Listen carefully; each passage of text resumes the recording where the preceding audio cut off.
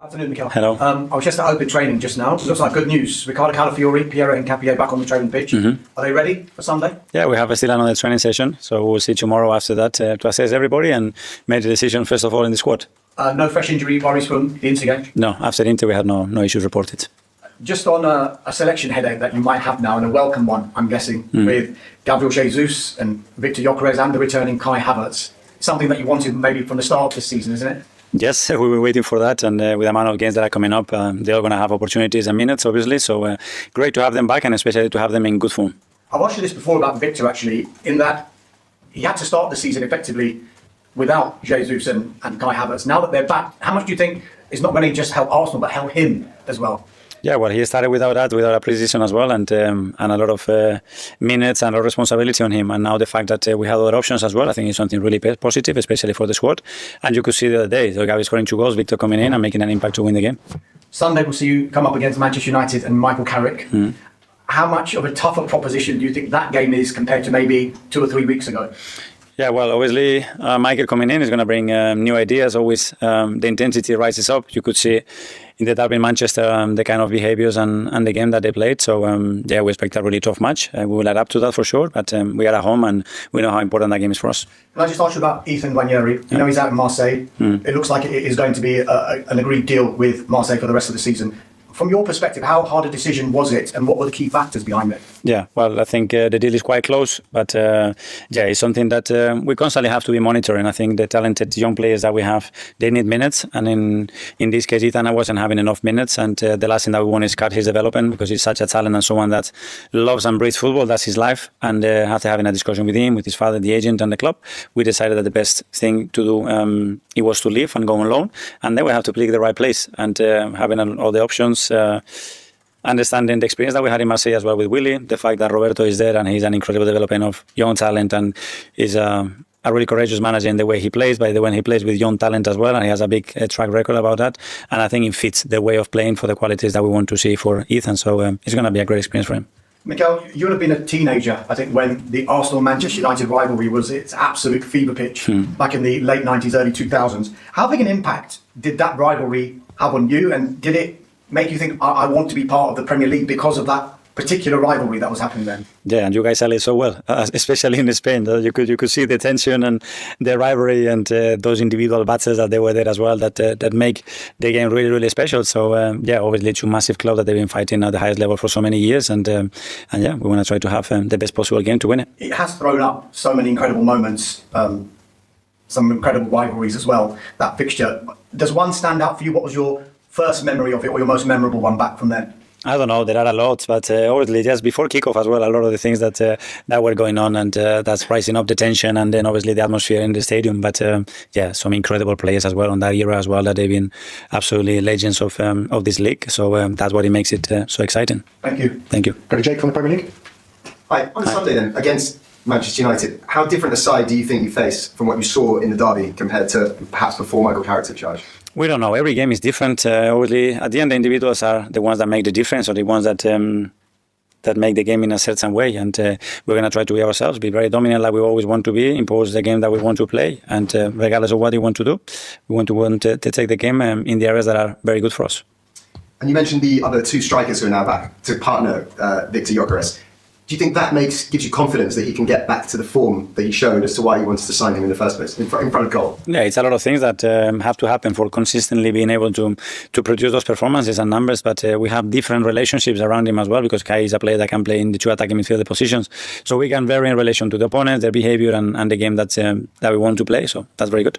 And just lastly, you touched on it earlier, you came to a club that you knew like Michael Carrick has done. When you arrived in the first place, does it, I want to say give you a head start, but does it make the sort of settling in period easier, or is there more pressure on you?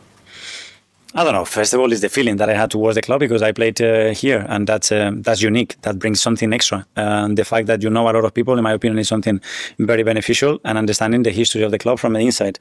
And then you have to acclimatise and adapt to the circumstances and start your job. Tom from Reach. Hi, Mikel. There's a data that's come out that suggests that you're playing currently with the highest defensive line in the league, and you're playing against the lowest defensive lines in the league. Do you think the Premier League's almost boiling down to a point that the team that wins the league is the one that's best equipped to break down these low blocks?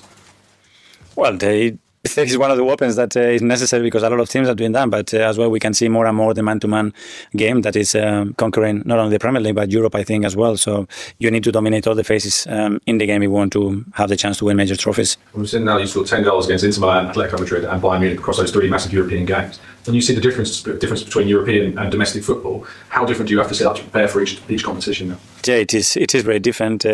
First of all, sometimes because the information that and the time that you have to prepare those games, and when you don't know them that much, it is a bit different. Then the rules change a little bit in the way the games are managed as well. And yeah, there is always an element of you are in or out, you need the points, you don't. So the results as well and how teams behave can change. But yeah, so far it's been good. James Athletic. Hi, Miguel. I want to ask you about Kai. He's obviously been back with the group for a few weeks now, but we've not seen him yet in the Premier League or the Champions League. Can you let us know your assessment of kind of where he is in his rehab and how happy you are with his progress so far? Well, he's very close. Obviously, he's been out for a long time, almost a year, for different reasons. And now we have to be very smart in the manner that we manage that load, the minutes. And I'm sure in the next few weeks he's going to play minutes. I cannot tell you in which competition because that will depend as well on the game context. And it's a context that is positive to throw him in or not with his qualities. And yeah, it's great that we have him. We can use him in different positions. We will see him in different positions. And we are really happy to have him. And is the aim really to take your time to make sure that when you enter the decisive period of the season, March, April, May, that you've got Kai fit and firing at that point? Yes, because after a long-term injury, it's not only the period that you come in, it's what happens in the next 6 to 8 weeks. And we want to maintain that and manage that really well. So after we can creep it up, as you said, when all the big games are coming up and we have make sure that everybody's in the right mind and physically at the highest level.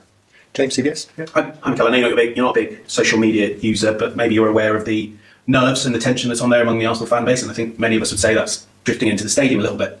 You know, you're top of the Champions League, not 7 points clear in the Premier League. What would be your message to supporters to sort of try to calm the nerves?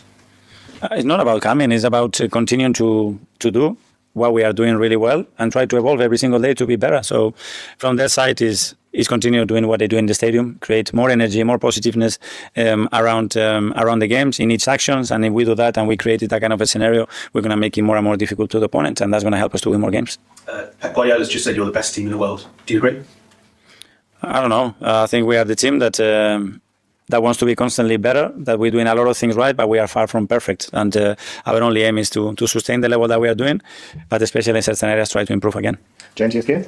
Kel, whenever you play against United, you talk a lot about transition, how dangerous they are in transition. Is that where you think we won lost? It's one of the areas. I mean, they are so good in a lot of departments. It's clear that when that team has a space to run and certain players to activate those runs, they become lethal. And you saw that a few days ago in Manchester. But they have a lot of attributes to cause you problems. But as well, like every team, they have their weaknesses as well. I mean, in terms of that transition play, are they the best in the league at that, do you think? I don't know. Historically, there's always been something very, very linked to that and the profile of players that they always have and certain individuals that are so good at activating those spaces as well. But yeah, I don't know the stats exactly, but for sure they are one of the best. Maximum Standard. Okay. I was about Calafiori. It's obviously so unique in the positions he takes up, particularly in the attack. How much has the balance of the team sort of been impacted by missing those specific ones? We're trying to adapt to the qualities of our players and certain players give us more dynamism and more options in terms of the spaces that they can occupy and where they are comfortable and how they can link between them. And others are probably more static and more fixed and more positional. And Ricky's quality is that he can be very fluent in many spaces. And just one on Bukayo. I think it's 12 matches without a goal, which is the joint longest of his career at Arsenal. What do you sort of put that down to?